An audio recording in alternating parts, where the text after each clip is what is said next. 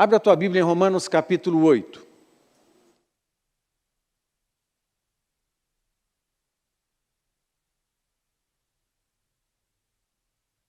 Romanos capítulo 8. Deixa eu falar para você algumas coisas sobre paternidade. Dia dos Pais, já estávamos pensando, vamos orar pelos pais, mas é inevitável passarmos a pensar em Deus e sua paternidade.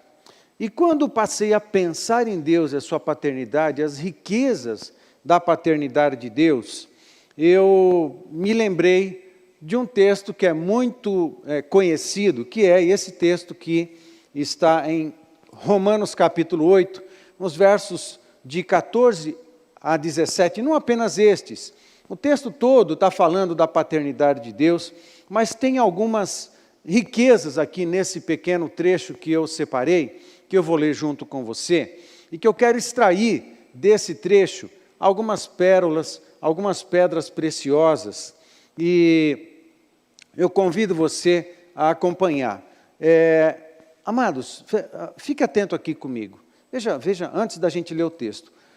Deus se revela, e Deus revela o seu amor de muitas formas, de muitas maneiras. Nós temos a possibilidade de provar e usufruir do amor de Deus de maneira multiforme. Interessante, a palavra de Deus fala que o conhecimento de Deus e o amor de Deus, ele se revela a nós, estou pensando num texto de 1 Pedro, de maneira multiforme. E no original, essa expressão multiforme é como se Deus revelasse o seu amor para nós de uma forma multicolorida. Interessante, é a mesma palavra que se usaria para se referir a um quadro muito bem pintado, com cores lindas, cores vivas, cores maravilhosas. É como se você olhasse para um jardim, e você, olhando um jardim rico com muitas flores, imagina um jardim, um lindo jardim, não qualquer jardim, mas um jardim perfeito.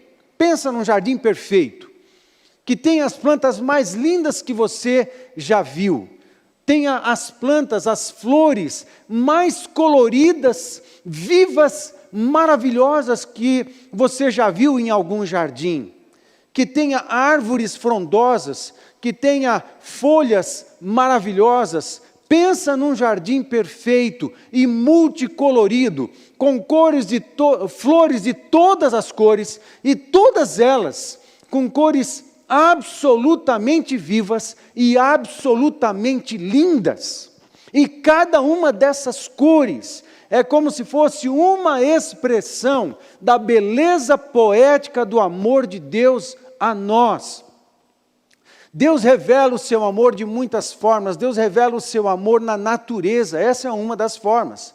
Você você olha um jardim assim, e há um poder artístico em Deus. Quando você olha uma planta, pode ser uma planta muito simples, pode ser uma flor pequena, mas há uma arte na construção dessa flor. Há sempre muita arte e poesia na construção de cada planta, de cada árvore, de cada folha, de cada morango que está no pé ali escondidinho atrás da folha.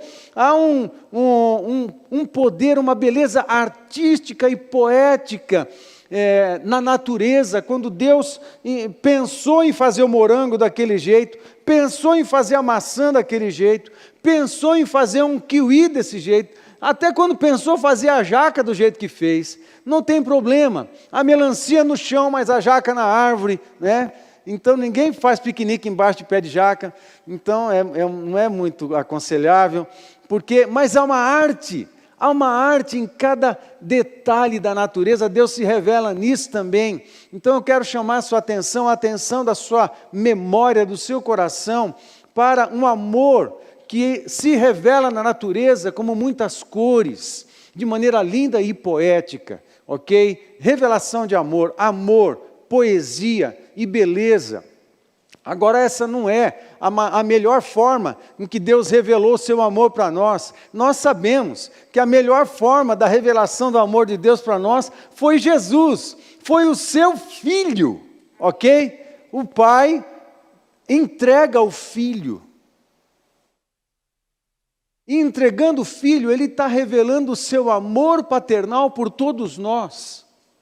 Ouvi um pastor, há alguns dias atrás, num vídeo, numa mensagem muito interessante, assim como você, eu sei que vocês não ouvem apenas eu, e ouvem outras pessoas também, eu também ouço outras pessoas além de mim mesmo, né?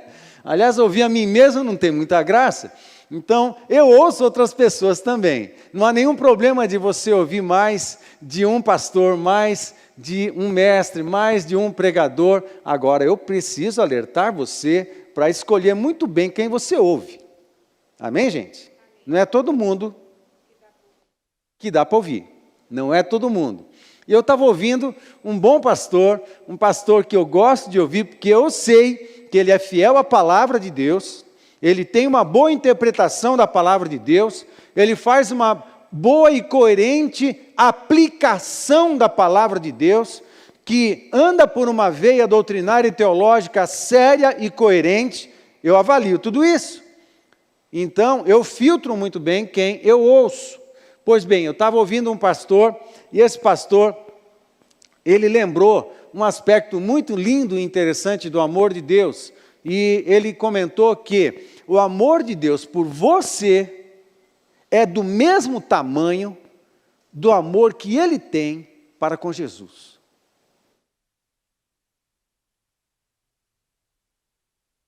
Já pensou nisso? De uma forma diferente, quando eu preguei em cima de João 3,16, eu também me referi a isso, mas eu relembrei, quando ele falou essa frase, eu relembrei, que coisa impressionante.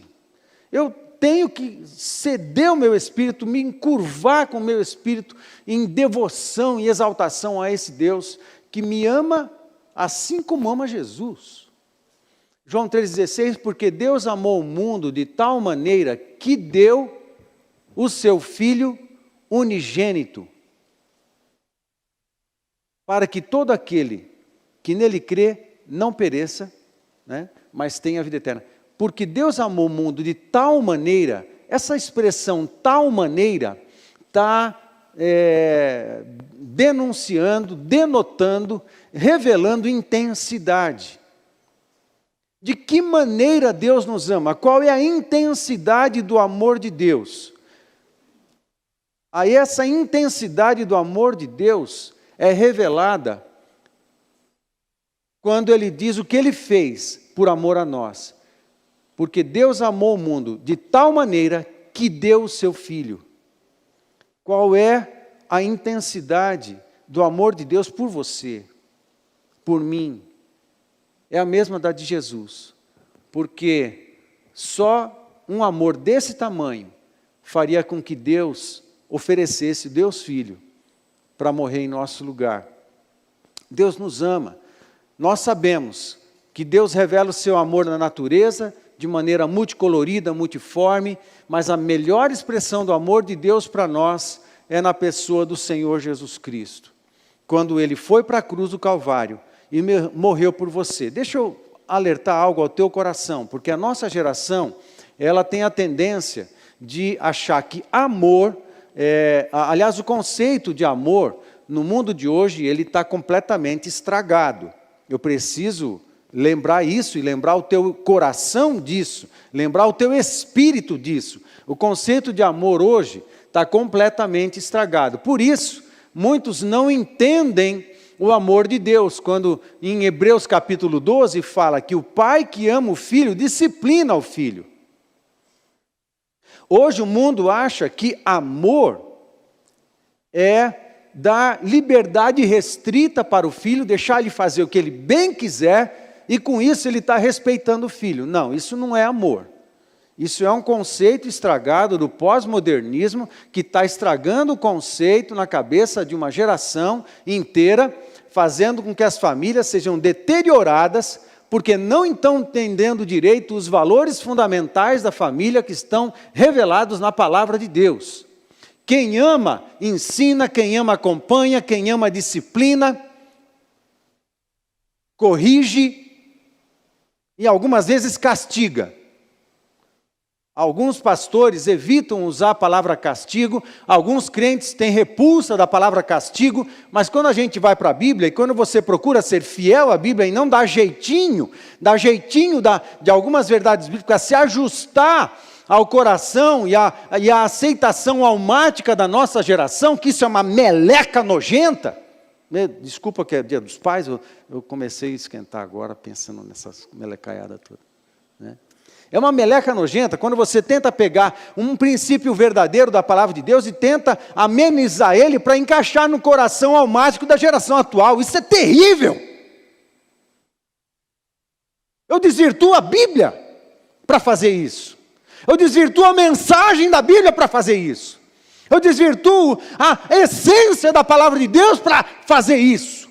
Quando a palavra de Deus nos revela um Deus forte, um Deus que ama, um Deus que se entrega, um Deus que tem misericórdia, longanimidade, que estica a sua paciência, o Deus que tem prazer na misericórdia, não tem prazer no juízo nem na condenação, mas tem prazer na misericórdia, mas é um Deus que corrige o seu filho, e a correção do filho salva a vida do filho, porque o núcleo de toda ação de disciplina, o núcleo de todo castigo é amor e misericórdia.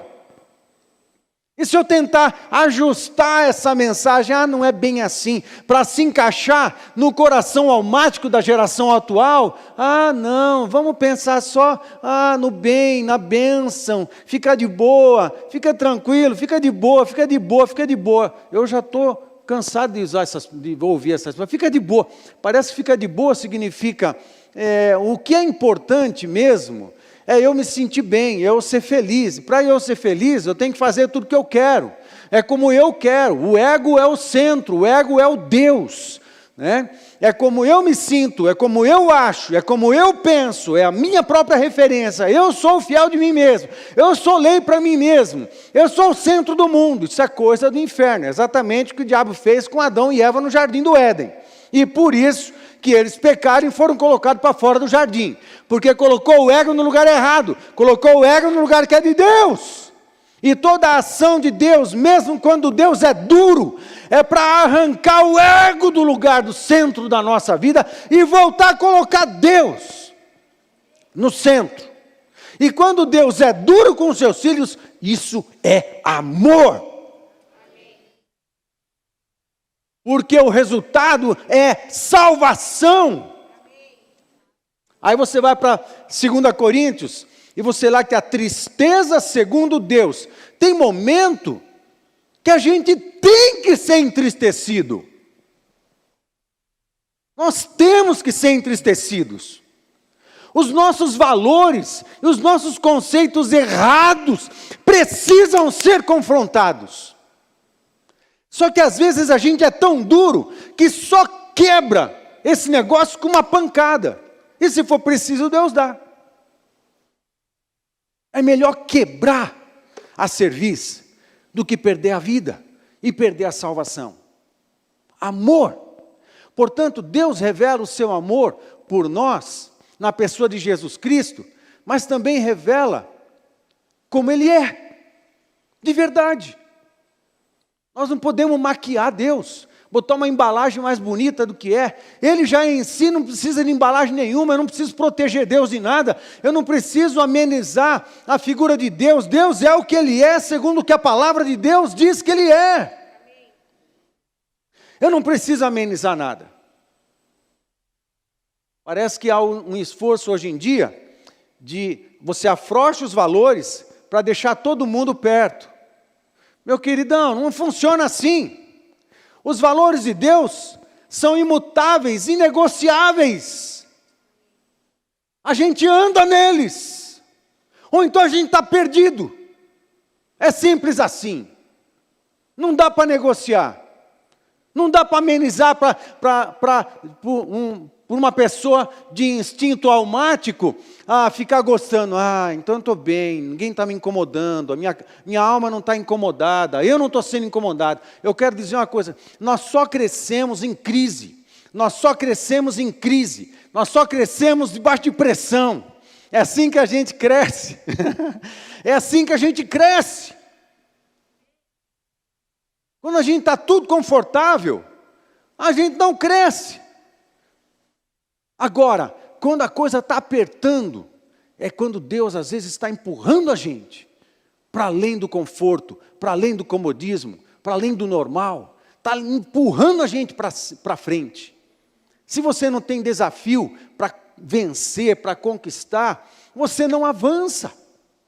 E às vezes Deus produz uma tristeza, Deus produz um aperto, porque Ele quer que a gente avance, que a gente cresça. Isso é amor. Isso é amor. Às vezes, por causa do amor, Deus não facilita as coisas para nós. Mas está difícil, pastor.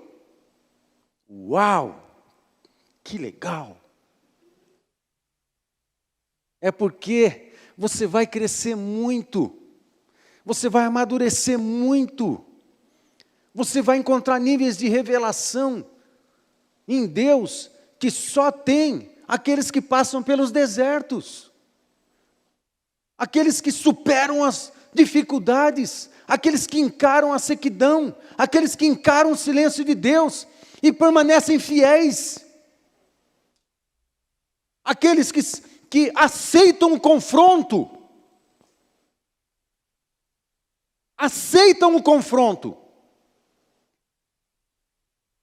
Conversando com alguns queridos, essa semana me lembrei de um casal, lá de São Paulo, meu primeiro pastorado. Um querido, homem de Deus, mas ele estava num processo, era líder da igreja, mas pensa em alguém que deu na trave federal. Pensa em alguém que deu na trave de forma, bem caprichada mesmo, Muito bem.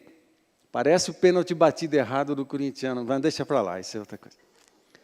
Muito tudo bem. Mas pense em alguém que deu na trave, Tudo bem. Aí o que aconteceu? A gente precisou colocar ele em disciplina. Quando a gente estava conversando, estava apresentando um plano de cura, de restauração para ele, por conta das reincidências, a gente estabeleceu um tempo até longo, para ele passar por aquela disciplina de intimidade com Deus, de oração, de leitura da palavra, de leitura de livros, de experiências e tarefas, tudo com propósito de crescimento. É para isso, disciplina tem que gerar crescimento, não é para outra coisa, tem que gerar crescimento. Só que a alma desse menino se revoltou de tal forma, que eu estava sentado, ele na minha frente, esse menino ficou com tanta ira, com tanta raiva, que ele se levantou e começou a falar alto na minha frente, assim, falou assim, agora é hoje que eu levo um safanão da ovelha, E não sei o que, e começou a falar assim, para eu afrouxar. Falei assim, eu não vou afrouxar, meu amigo.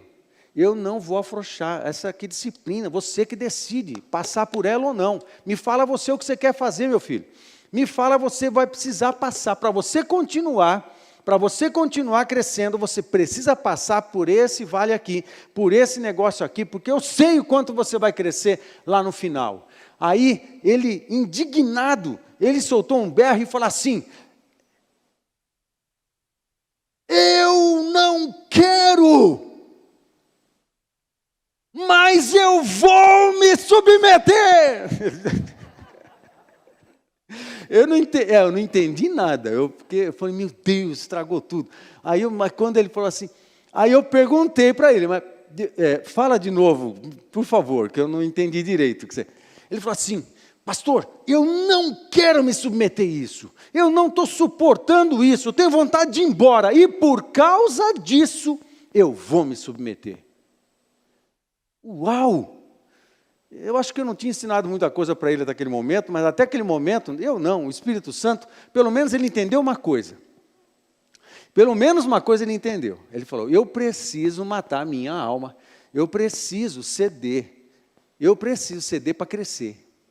Então, a minha alma, e eu sei que a alma está me falando, sai correndo, vai embora, mas o Espírito de Deus está dizendo, se submete, passa por esse tempo que você vai sair muito, muito melhor lá na frente. Aí ele mandou essa aí. Eu não quero, mas eu vou, eu só vou porque eu não quero, porque eu tenho certeza que isso aí é de Deus mesmo. Mas falou berrando, né? Falei, então tudo bem. Então vamos junto.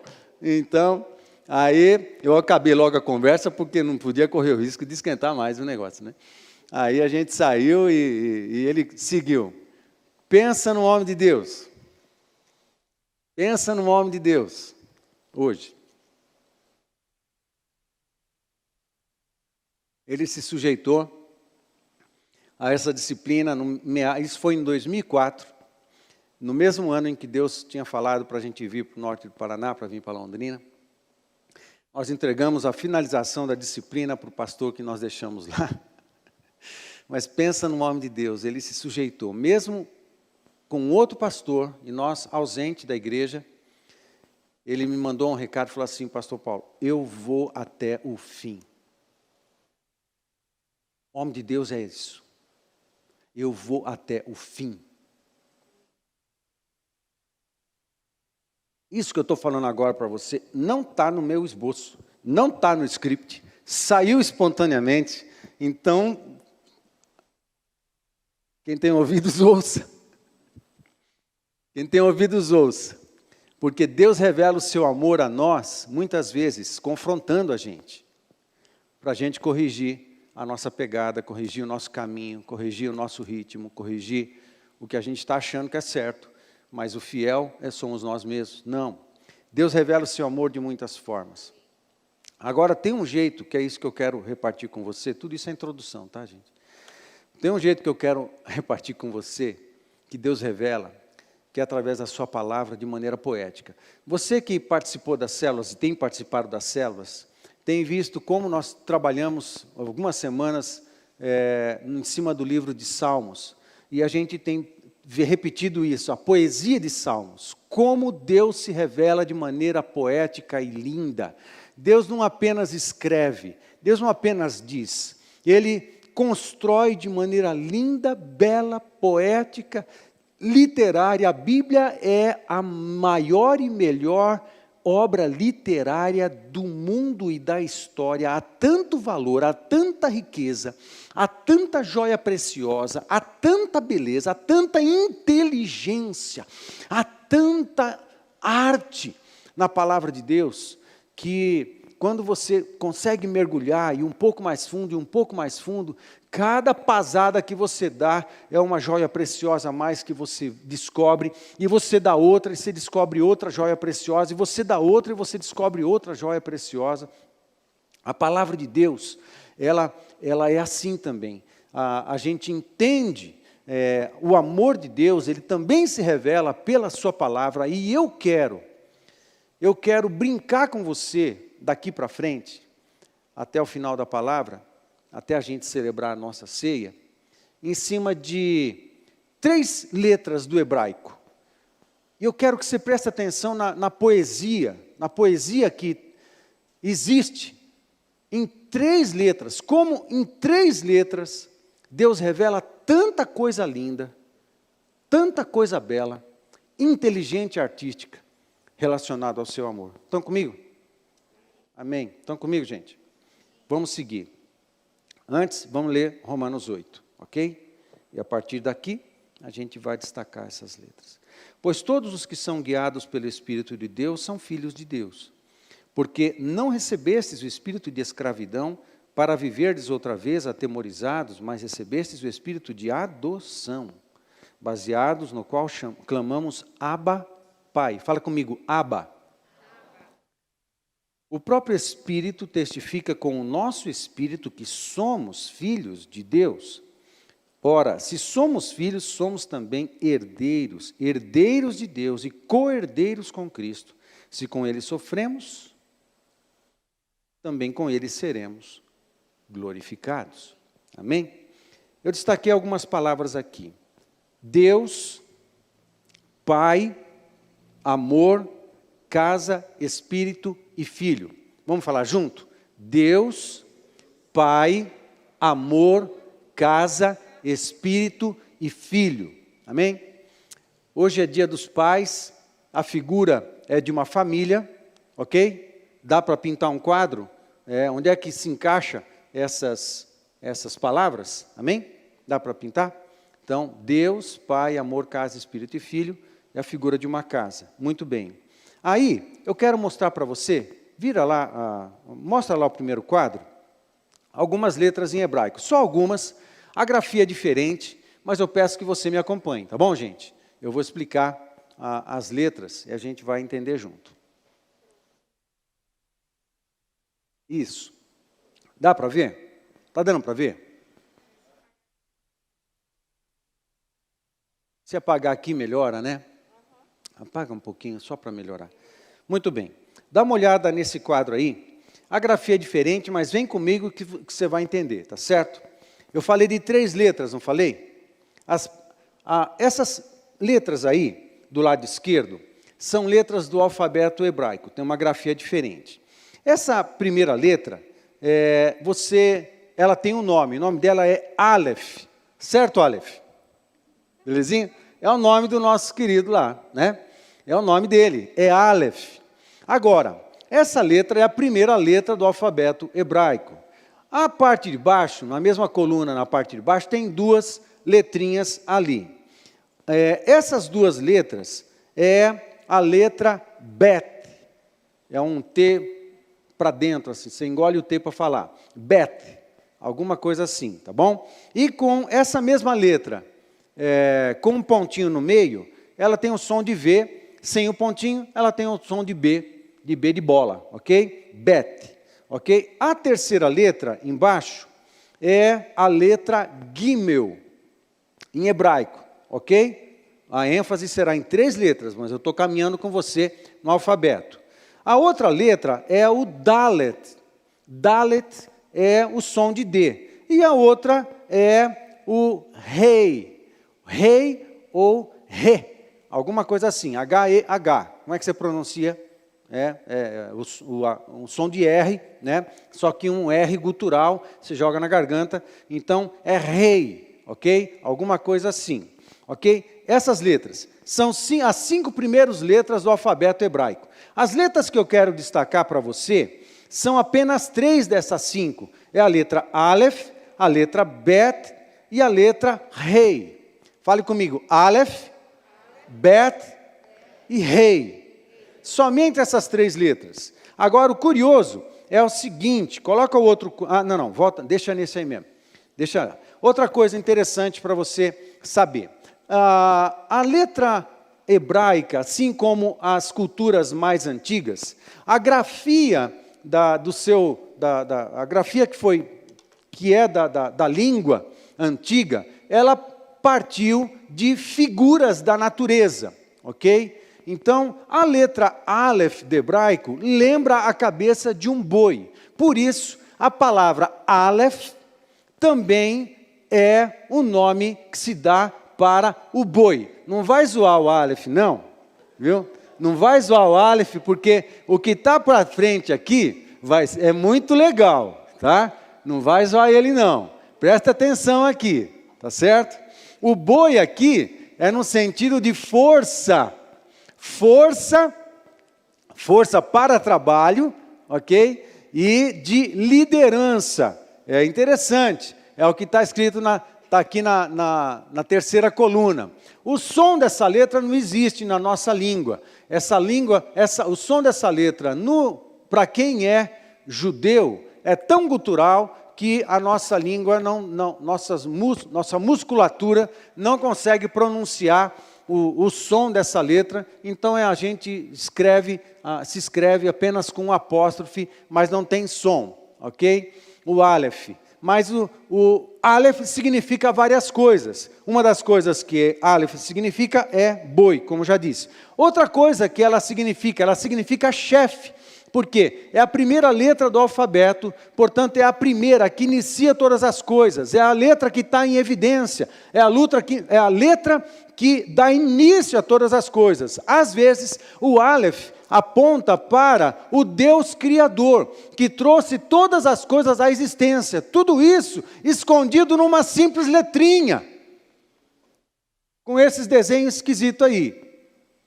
Isso tudo é o Aleph. Outra coisa, ela tem valor numérico também, e é o número 1. E o número 1 aponta para Deus, que é um e que é uno. Então, em alguns textos, em algumas frases, em algumas palavras, o Aleph lembra a pessoa de Deus, a unicidade de Deus. Ele é um Deus único. E também lembra início. Não apenas início, mas lembra o Deus que deu início a todas as coisas e trouxe tudo à existência. Tudo isso numa simples letrinha, Aleph. Quando você fala assim, Aleph, você está falando em hebraico, boi. Ok? Porque é chefe, porque é líder, porque é forte, porque vai na frente. Isso é bom, né? Muito bem. A segunda letrinha, Bet, a palavra é um sinal, é um símbolo. A partir do quê? O símbolo da letra Bet foi desenhado a partir de uma casa. Ok? Lembra uma casa. Mudou um pouquinho a grafia com os anos, até que chegou a esse símbolo aí, mas a pronúncia do nome da própria letra é uma palavra. E o nome da própria letra é uma palavra que se traduz para o português como casa. Aleph, então segura aí, Aleph é chefe. Pensa comigo, de todos os significados, não é só esse não, tem vários outros. Fale comigo, Aleph significa chefe. Fale comigo, Aleph significa chefe. Agora, Bet significa casa, tá certo? Interessante. Quando você lê em hebraico uma palavra Betel, por exemplo, Betel significa casa de Deus. Bet mais El. A terminação El aponta para Deus. Então, Betel é casa de Deus. Bet-Fagé. Bet-Fagé, casa de figos. Fagé é figos.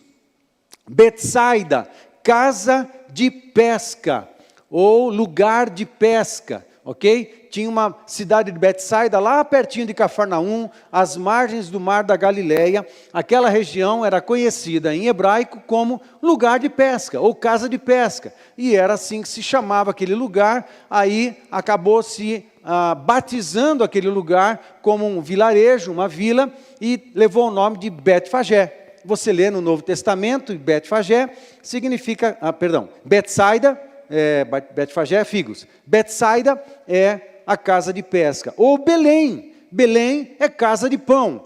O L, né, você não tem o som do T, mas está implícito aqui nessa palavra, Belém, casa de pão. Então, a palavra Bet significa casa. Então, fale comigo, Aleph é chefe, Aleph é chefe. Bet é casa. Ok, agora vamos para outra letrinha, que é o rei. Muda lá. Isso. Essa última letrinha, rei, ela só, a maneira como se escreve a letra, o nome da letra em si, significa grito. Mas não é só grito, ela também tem a ideia de sopro, ou seja, um sopro ou uma entonação muito forte.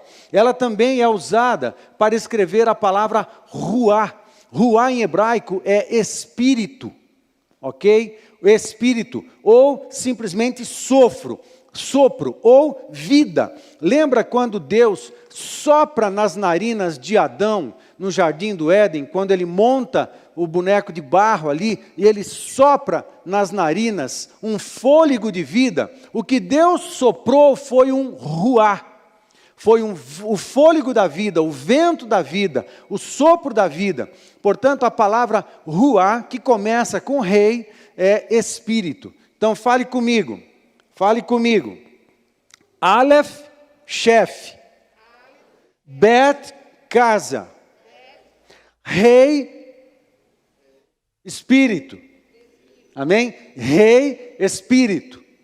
3 letrinhas. Agora eu quero mostrar para você algumas palavras que se escreve só com essas 3 letrinhas. Então, já tem algumas palavras em evidência para nós aqui. Chefe, casa e espírito. Ok? Deixa eu mostrar para você, nesse quadro, a palavra pai se escreve com Aleph mais Bet. Ab. E nós lemos em Romanos, capítulo 8, Abba, Pai. Abba, com essa entonação aberta, não é do hebraico, é do aramaico, ok? Abba é aramaico, Ab é hebraico. Então, você escreve a palavra Pai com a junção do Aleph mais Bet. Amém? O que significa Aleph? O que significa Bet? Casa. O chefe da casa é o pai. Ab é pai. Não é lindo? Não é lindo? Vocês ficam tão emocionados como eu fico? Quando eu descubro essas coisas, eu vejo essas coisas? Eu não sei, mas eu fico. Deus está revelando em pequenos símbolos, em pequenas letras, Deus está revelando suas grandezas. Quem é o chefe da casa? Amém? O chefe da casa é forte como um touro, é forte como um boi bravo. Amém, gente? É assim que tem que ser o chefe da casa. É isso aí. Eu não ouvi, então deixa eu falar. Né? Outra coisa, a terceira letra ali, na horizontal, é o rei, né? O rei. E ela sozinha, ela também se refere ao Espírito. Ela é o Espírito, ela significa o Espírito, mas o Espírito de Deus. Olha que interessante, quando você escreve uma palavra na primeira coluna da esquerda, e você escreve a palavra com Aleph, Rei e Bet. Essa expressão é Avar. Não, Arv. Em hebraico é Arv. Sabe o que significa Arv? Amor. O chefe da casa é o pai. Agora, mas tem o rei no meio. O rei lembra o Espírito Santo. Ok? O chefe da casa, que é o pai, que tem o Espírito de Deus nele, revela o amor para a família. Cobre a família de amor. Vocês estão comigo, gente? Estão comigo? Está ficando chato isso? Enfadonho? Porque eu vibro com esse negócio. Eu não sei você, mas eu vibro com as revelações de Deus em 3 letras. 3 letras. Amém? É isso que eu estou percebendo aqui. E esse texto está revelando de Romanos 8, que Deus é nosso Abba. Deus é nosso Abba. Os diáconos, venham à frente. Os diáconos, por favor. Venham à frente, comece a se posicionar. Deus está revelando nessas 3 letras coisas simples, porém maravilhosas, quanto à sua paternidade. O amor dele é revelado na sua paternidade. O amor dele é revelado na sua liderança. O amor dele é revelado na casa, quando ele nos dá abrigo.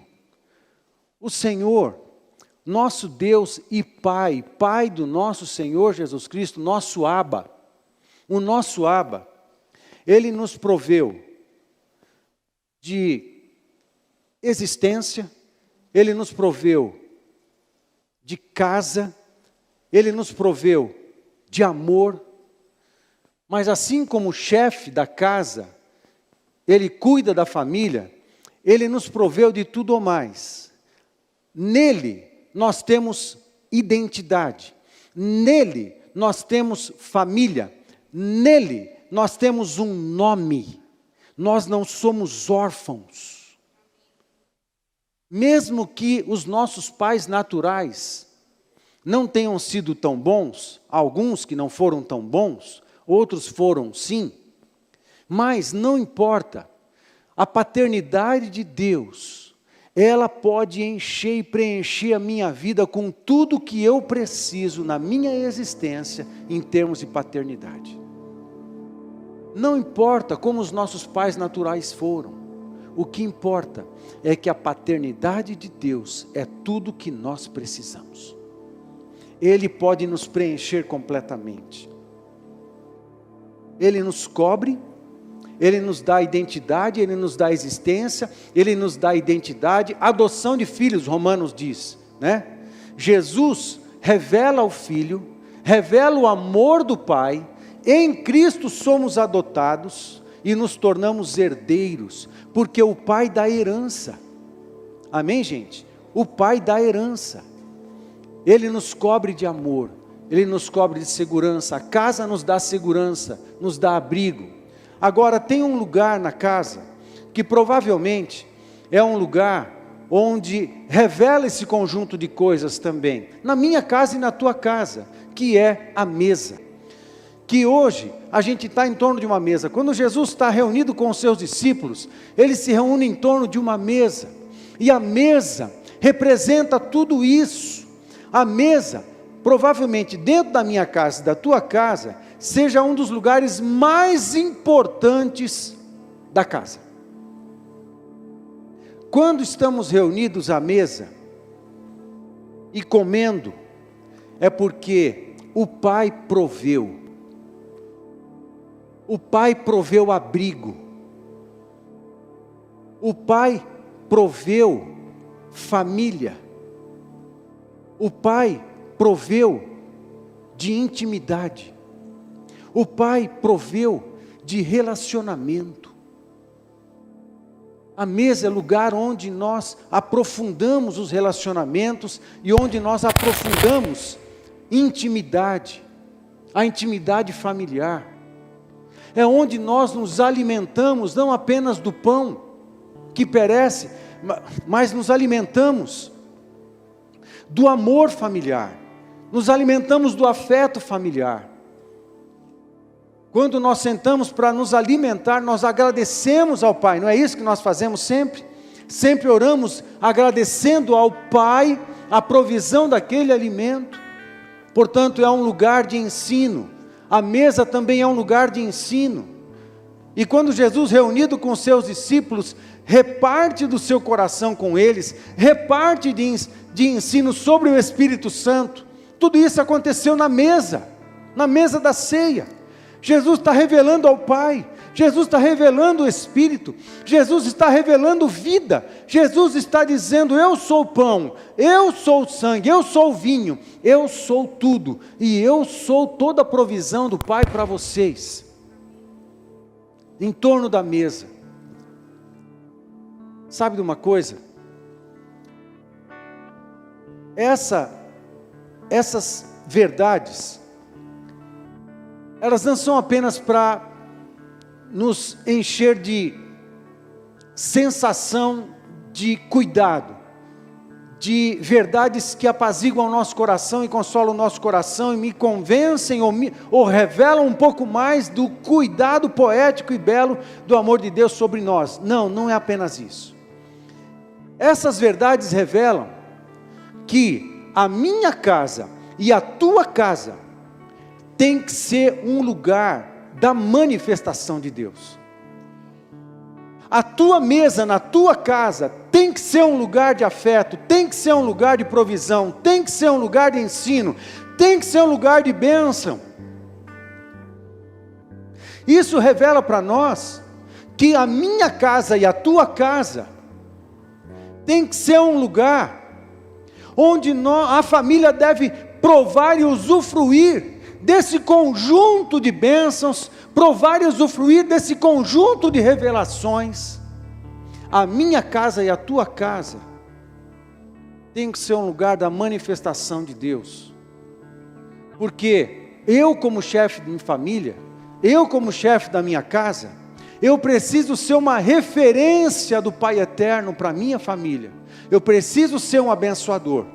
Eu preciso ser um pai que ora pelos filhos. Eu preciso ser um marido que abençoa a esposa a todo instante. Eu preciso ser um pai que busca e trabalha para suprir as necessidades da família com a graça e com a bênção de Deus. Eu preciso ser um pai que sou um exemplo de lealdade para os meus filhos, exemplo de fidelidade, exemplo de verdade, exemplo de honestidade, exemplo de sabedoria, exemplo de bom senso, exemplo de pureza, exemplo de santidade, exemplo de um homem que busca Deus e jamais desiste de Deus.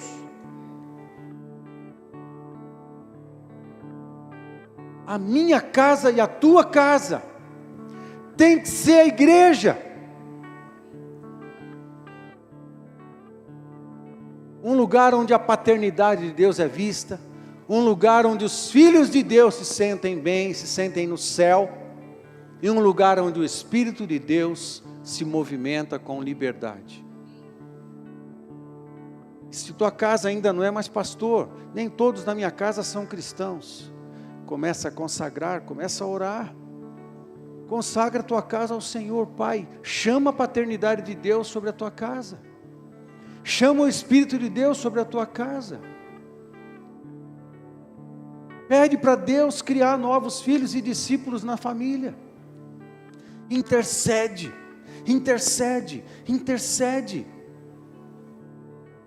homens, Dia dos Pais, homens que não afrouxam diante da luta, que mesmo que chore, mesmo que esteja fraco, mesmo que esteja com vontade de desistir, busca força em Deus, para se manter forte, e deixa os filhos verem isso. Mesmo diante dos levantes da vida, das propostas de pecado, mantém-se firme, mantém-se fiel, mantenha-se no caminho da santidade, e deixa os teus filhos verem isso.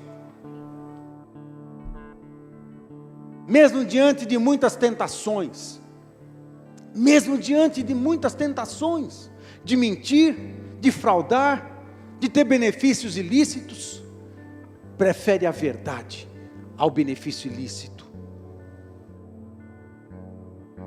Exemplo de amor, de fidelidade, de justiça. Exemplo de alguém que nas fraquezas recorre a Deus. A gente é perfeito? Não, nós não somos. Mas a gente revela muitas vezes o quão homem de Deus nós somos quando a gente admite os erros, admite falhas, admite fraquezas e admite necessidade de ajuda. Eu não sei, mas eu vou buscar ajuda, eu vou aprender, eu vou saber o que fazer para poder continuar abençoando a minha casa e a minha família. Nós não temos que saber de tudo, mas temos que ser um caçador, como um boi selvagem. Temos que avançar, temos que lutar, temos que ir atrás de Deus, temos que ir atrás de respostas, atrás da sabedoria, atrás do conhecimento. Amém? A tua casa, uma igreja, a tua família, a tua congregação, a tua casa, um lugar da manifestação da paternidade e do amor de Deus. A mesa, um lugar de comunhão. A mesa, um lugar de ensino. A mesa, um lugar de manifestação de Deus. Fica de pé comigo.